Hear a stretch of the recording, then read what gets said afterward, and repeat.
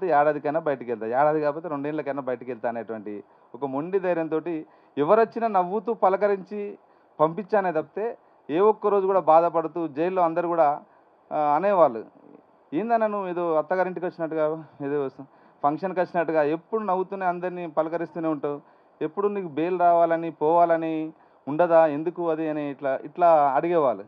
చెప్పేవాడిని. నేను ఏం తప్పులు చేయలేదు కాబట్టి నా కేసు 6 నెలల వరకు బెయిల్ రాదు. కాబట్టి నేను ఇంక బాధపడాల్సిన అవసరం లేదు దాని గురించి. ఆలోచించాల్సిన అవసరం లేదు. అంటే అట్లా న్యాయవాదులు అండగా ఉండడం, బయట ఉన్నటువంటి మిత్రులు అండగా ఉండడం, ముఖ్యంగా జైల్లో ఉన్నప్పుడు నాకు బెయిల్ వచ్చినప్పుడు చాలా రకాలుగా బెయిల్ రాకుండా చేయడం కోసం కూడా అధికారులు జ అంటే కోర్టు దగ్గరికి వచ్చి కూడా వాళ్ళు పెట్టించినటువంటి కండిషన్స్ కూడా ఉన్నాయి. ముఖ్యంగా నేను 9 కేసులు ఊపా కేసులు ఎదుర్కొంటే దాంట్లో 5 కేసులలో ఒక పోలీస్ అధికారి ప్రత్యేకించి నా కోసం కేటాయించినటువంటి పరిస్థితి.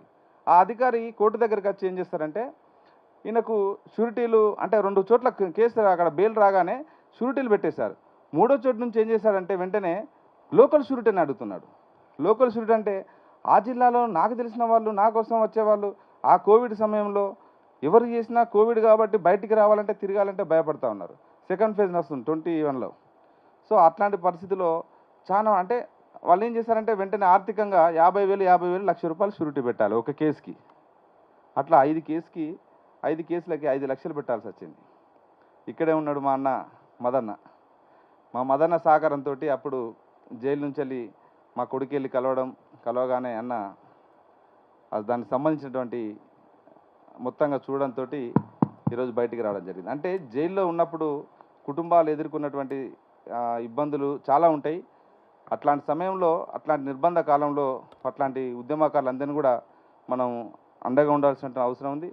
సరే, ఈ నిర్బంధాలు ఎన్ని ఉన్నప్పటికీ కూడా ఇవాళ దేశం మొత్తం కూడా జైళ్ళు నోర్లు తెరుచుకున్నటువంటి పరిస్థితి, దేశం మొత్తం కూడా ఓపెన్ జైలుగా మారినటువంటి పరిస్థితి.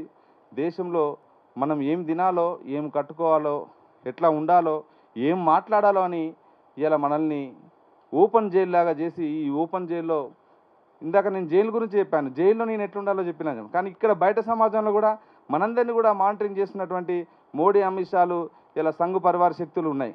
కాబట్టి వీటన్నిటి నుంచి వెళ్ళి ప్రజల్ని మనం కాపాడాలన్నా ప్రజా ఉద్యమాలు ఇంకా మరింత బలోపేతం కావాలి, ప్రజాస్వామిక ఉద్యమాలు ఇంకింత మరింత బలోపేతం కావాలి, ఇట్లాంటి ఫాసిస్ట్ చర్యల్ని ఎదుర్కోవాలి. దేశంలో మధ్య భారతంలో జరుగుతున్నటువంటి హింస ఈరోజు మనం చూస్తూ ఉన్నాం. ఇలా ప్రశ్నిస్తున్నటువంటి వాళ్ళను ఇలా గౌరీ లంకేష్ నుంచి వెళ్ళి, దబోల్కర్ నుంచి వెళ్ళి వరవరరావు వరకు, సాయిబాబా వరకు, స్టాన్సమ్ వరకు ఇలా వాళ్ళందరినీ ఇలా ఏ రకంగా నిర్బంధించి, ఎంత హింసించి అది వాళ్ళని ఇబ్బంది పెట్టడం మనం చూసాం.